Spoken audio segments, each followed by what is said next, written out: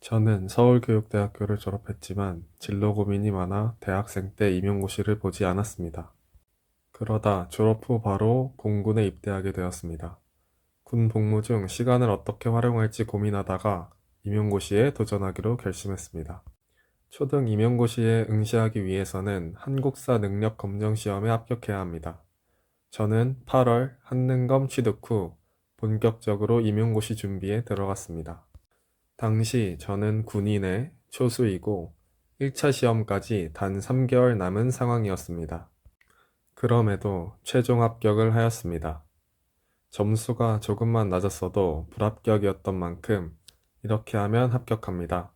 따라하세요. 라고 말씀드리지 않겠습니다.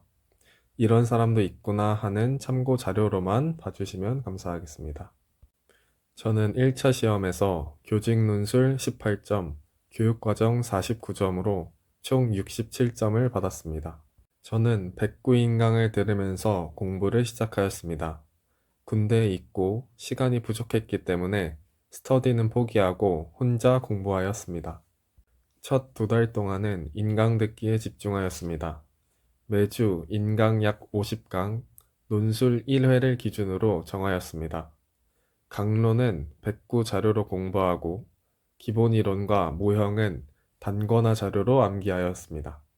10월 8일부터는 홀로 뽀개기에 돌입하였습니다. 뽀개기란 전범위를 빠르게 다시 보는 것을 의미합니다. 저는 시험 전 한 달 동안 홀로 뽀개기를 진행하였습니다. 제가 했던 방법을 알려드리겠습니다. 뽀개기는 총 4텀으로 준비하였습니다.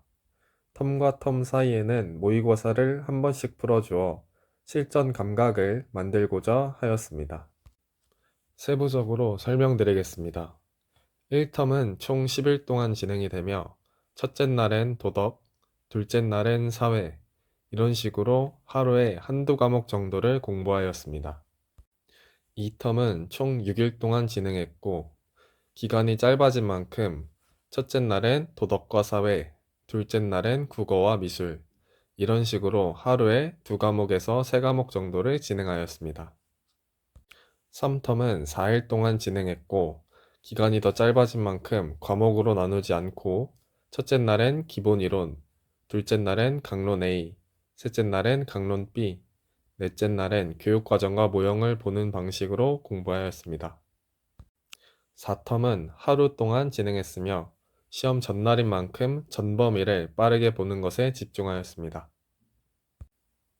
뽀개기는 과목별 분량과 난이도에 따라 자신이 스스로 생각하여 계획을 하는 것이 중요합니다. 1차 공부법에 대해서 설명드리겠습니다.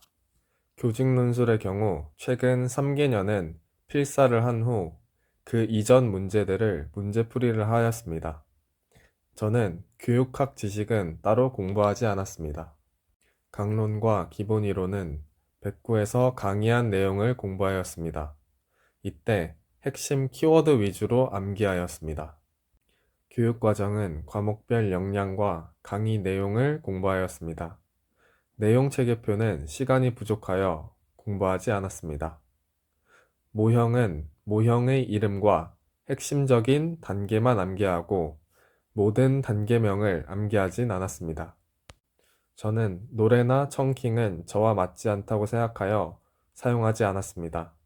또한 백구에 있는 연습 문제를 풀지 않았고 기출문제는 최근 3개년만 풀었습니다. 모의고사는 총 4회 풀었습니다. 공부 기간이 짧았던 만큼 인풋에 집중하고 암기 범위와 문제풀이를 최소화하고자 하였습니다. 저는 공부 시간이 적어 인강 듣기도 벅찼습니다. 또한 군 생활과 함께하니 피로가 누적되었습니다. 이를 보완하기 위해 무리하지 않고 감당할 수 있을 만큼만 공부하고자 노력하였습니다. 1차 시험 전략에 대해 말씀드리겠습니다. 저는 문제를 1번부터 순서대로 풀이하였습니다. 모르는 것이 나오면 과감하게 넘어가였습니다.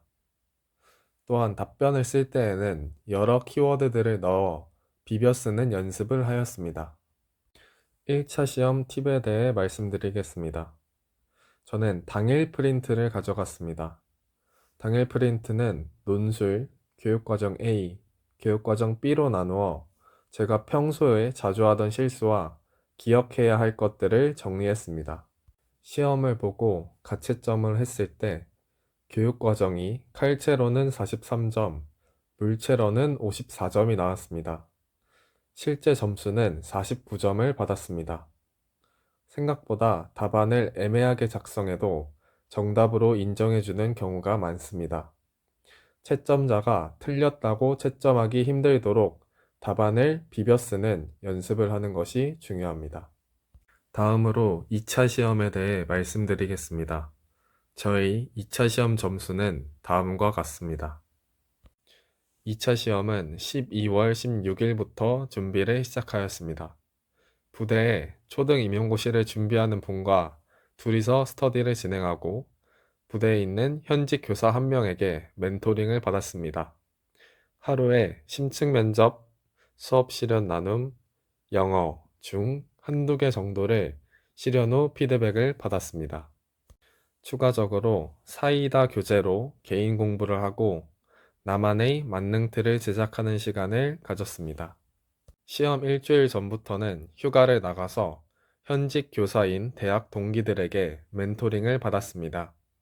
매일 면접, 수업, 영어 모두 실현 후 피드백을 받았습니다. 받은 피드백은 글로 정리 후 보완하고자 하였습니다. 2차 공부법에 대해 말씀드리겠습니다.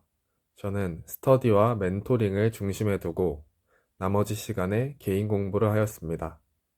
개인 공부 시간에는 사이다와 하이패스 교재에 있는 내용을 공부하고 AIDT, IB, 깊이 있는 수업 등 면접에서 나올 법한 주제들을 인터넷에서 검색하여 추가적으로 공부하였습니다.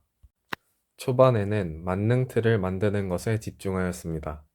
계속 피드백을 받으며 기존의 만능틀을 수정하여 나만의 만능틀을 제작하였습니다.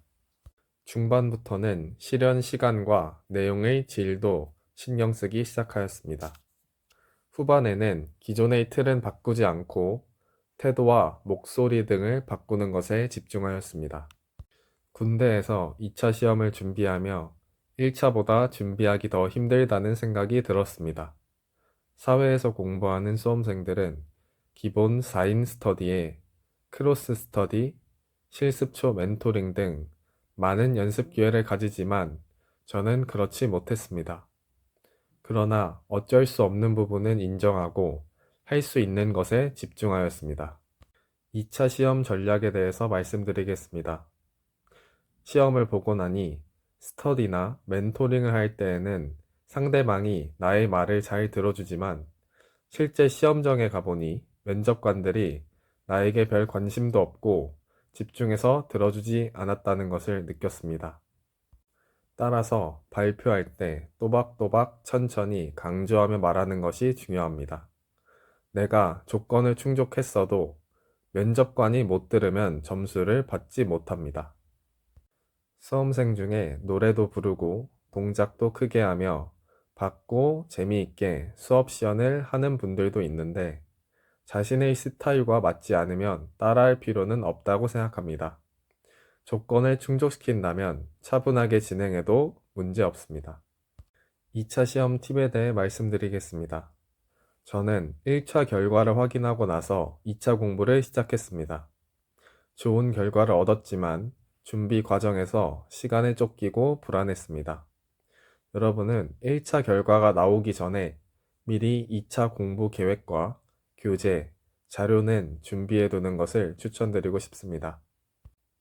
경기도 초등 임용고시 2차에서는 당일 아침에 모든 자료를 가방에 넣어야 합니다.